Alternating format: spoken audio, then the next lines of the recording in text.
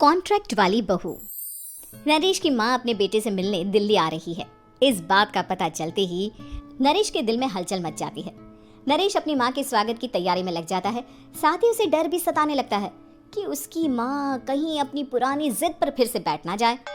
हे भगवान, इस बार बचा लो, अगले साल पक्का माँ की जिद पूरी कर दूंगा। तभी दरवाजे की घंटी बजती है।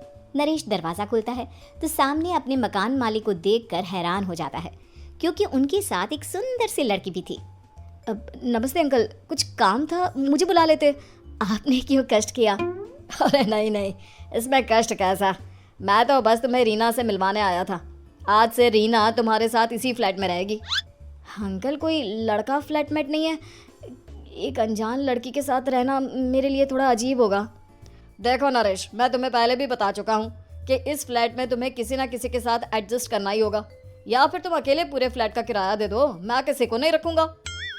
नरेश अपने मकान मालिक की बात सुन के रीना के साथ रहने के लिए तैयार हो जाता है, पर अंदर ही अंदर उसे ये बात खाने लगती है कि वो अपनी माँ को क्या जवाब देगा जब उसकी माँ रीना के बारे में उसे पूछेगी। दिन बीतने लगते हैं। नरेश और रीना अच्छे दोस्त भी बन जाते हैं, पर अभी भी नरेश अपनी प्रॉब्लम का सोल्यूशन नहीं ढूंढ पाता। एक दिन नरेश बहुत परेशान सा बैठा होता है। तभी रीना उसे पूछती है, क्या हुआ नरेश, तुम काफी परेशान लग रहे हो, सब ठीक तो है ना? हाँ, सब ठीक है, बस एक छोटी सी प्रॉब्लम है। वो एक्चुअली 2 दिन बाद मेरी माँ मुझसे मिलने आ रही है। अरे, तो इसमें प्रॉब्लम क्या है? ये तो खुशी की बात है। हाँ रीना, बट मेरी माँ एक जिद लेकर बैठ गई है कि मैं शादी कर लूँ, पर मैं अभी इस चीज़ के लिए तैयार नहीं हूँ। ऊपर से जब वो तुम्हें देखेगी तो 100 सवाल करेगी, क्या जवाब दूंगा? अरे, इसमें कोई टेंशन वाली बात नहीं है। मेरे पास ना इस प्रॉब्लम का सोल्यूशन है, जिससे ना तुम्हें शादी करनी पड़ेगी और ना ही तुम्हारी माँ मेरे बारे में कुछ पूछेंगी। रीना की बात सुनकर नरेश सोच में डूब जाता है। वो सोचता है कि रीना खुले ख्यालों वाली लड़की है, कहीं माँ को सच बता ना दे। नरेश को सोच में डूबा देखकर रीना कहती है, अरे क्या हुआ, किस सोच में पड़ गए? डोंट वरी, जैसा तुम सोच रहे हो ना वैसे कुछ भी नहीं है। मेरे पास एक प्लान है। मैं कुछ समझ नहीं पा रहा हूँ, कैसा प्लान? मैं समझाती हूँ। हम ना एक कॉन्ट्रैक्ट मैरिज कर लेते हैं। फिलहाल मेरे पास जॉब नहीं है, तो तुम इस रूम का किराया दे देना जब तक तुम्हारी माँ यहाँ रहेंगी, सिर्फ तब तक। और तुम अपनी माँ से कह देना कि मैं तुम्हारी पत्नी हूँ, इससे वो मेरे यहाँ रहने पर कोई सवाल भी नहीं करेंगी। अरे बात तुम्हारी ठीक है, पर माँ से झूठ बोलना, ना बाबा, मैं ये रिस्क नहीं ले सकता। कोई और आइडिया दो ना तुम। देखो, मंजूर हो तो बोलो, वरना सच बता दो, मुझे कोई प्रॉब्लम नहीं है। रीना की बात सुनकर नरेश सोच में डूब जाता है। बहुत सोचने के बाद जब उसे कोई रास्ता नहीं मिलता तो वो रीना के बताए हुए रास्ते पर चलने के लिए तैयार हो जाता है। वो रीना से बात करता है और अपनी माँ की पसंद और नापसंद के बारे में बताता है। रीना भी नरेश की सभी बातों को ध्यान से सुनती है, ताकि कहीं उससे कोई गलती ना हो जाए। आखिर वो दिन भी आ जाता है जब नरेश की माँ उससे मिलने दिल्ली आ जाती है। नरेश अपनी माँ को फ्लैट पर लेकर जाता है। जैसे ही नरेश की माँ फ्लैट के अंदर जाती है, रीना उसके पैर छू लेती है। ये देखकर नरेश की माँ थोड़ी घबरा जाती है और नरेश से पूछती है, अरे बेटा नरेश, ये कौन है? माँ, ये आपकी बहू रीना है। माफ़ी चाहता हूँ, सब कुछ इतनी जल्दी में हुआ कि आपको बता ही नहीं पाया, इसलिए सोचा कि क्यों ना आपको सरप्राइज दिया जाए। अरे बेटा, मैं तो बस तेरा घर बसा हुआ देखना चाहती थी। हाँ, बहुत अरमान थे अपनी इकलौते बेटी की शादी को लेकर, लेकिन कोई बात नहीं, शायद किस्मत को यही मंजूर होगा। ये कहते ही नरेश की माँ रीना को गले लगा लेती है। रीना बेटिया, मेरा बेटा ना थोड़ा नादान है, पर तुम काफ़ी समझदार लगती हो, और मैं जानती हूँ कि तुम इसका बहुत अच्छे से ध्यान रखोगी। माँ, आप चिंता मत कीजिए, मैं सब संभाल लूंगी। नरेश की माँ अपने बहू और बेटे के साथ खुशी खुशी रहने लगती है। दिन बीतने लगते हैं। नरेश की माँ और रीना का रिश्ता बहुत मजबूत होता चला जाता है। वो दोनों सारा दिन एक साथ रहती और खूब बातें करती। इधर साथ रहते रहते नरेश और रीना भी एक दूसरे से प्यार करने लगते हैं। दोनों को इस बात का एहसास हो जाता है, फिर भी वो इस बात को छुपा कर ही रखते हैं।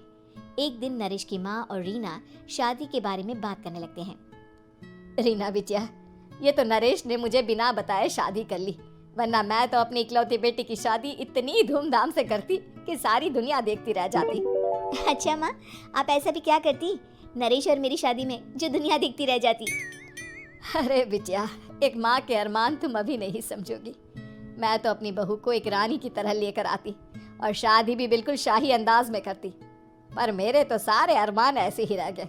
खैर, मुझे तो अपने बेटे और बहू की खुशी चाहिए बस। ये कहते हुए नरेश की माँ की आंखों में आंसू आ जाते हैं। रीना भी ये सुनकर ख्यालों में खो जाती है, क्योंकि वो भी मन ही मन खुद को नरेश की पत्नी और उसकी माँ की बहू मानने लगी थी।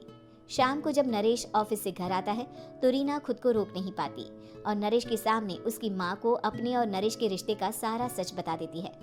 रीना की बात सुनकर नरेश की माँ दोनों से बहुत नाराज हो जाती है और घर वापस जाने की बात करने लगती है। तुम दोनों ने मुझसे सच छुपाकर बहुत ठेस पहुंचाई है मुझे। अब तुम लोगों के साथ नहीं रहना चाहती मैं। कल ही वापस चली जाऊंगी अपने घर। माँ, मुझे माफ कर दो। ये सब मैंने रीना के कहने पर ही किया है, वरना मैं भी आपको कभी ठेस पहुंचाने के बारे में सोच भी नहीं सकता। हाँ माँ, हमने ये सिर्फ आपका दिल रखने के लिए किया। प्लीज हम दोनों को माफ कर दीजिए। तुम दोनों ने मेरे अरमानों के साथ खिलवाड़ किया है, और वैसे भी मुझे अपने बेटे के लिए एक अच्छी लड़की ढूंढनी है, इसलिए मेरा यहाँ से जाना ही बेहतर होगा। माँ की ये बात सुनकर रीना खुद को रोक नहीं पाती। माँ, क्या मैं आपके घर की बहू बनने लायक नहीं हूँ? रीना की बात सुनकर नरेश हैरान रह जाता है। नरेश की माँ भी कुछ समझ नहीं पाती। मैं कुछ समझी नहीं, आखिर तुम कहना क्या चाहती हो?